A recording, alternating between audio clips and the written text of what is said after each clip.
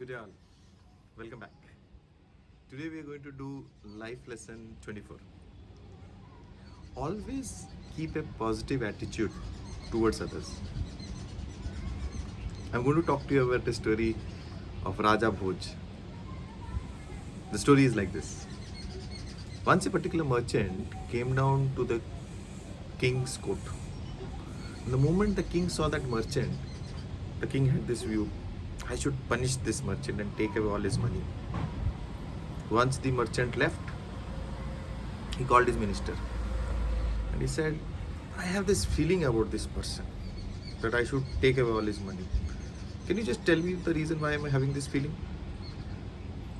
The minister nodded and he said, I would need few days to come back and tell you the reason for your thinking.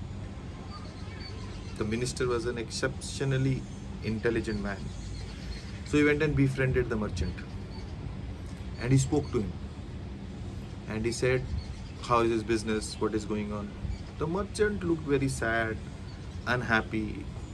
So he confided in the minister. He said, listen, I have been traveling the whole country. The sandalwood had been selling well. I'm a merchant in sandalwood and things are going fine. The moment I come to the city, the capital, things are not moving fine. And my money is stuck.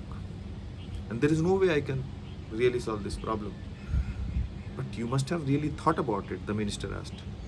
The merchant said, yes, I have. Now, what is there in your mind?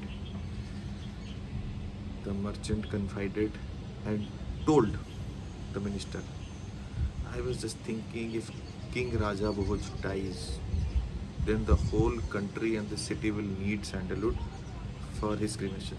That is when I will sell and I'll make money. The minister was perplexed. He wanted to solve the problem. After talking to him, finishing the conversation, he comes back next day, he calls the merchant and gives him an order.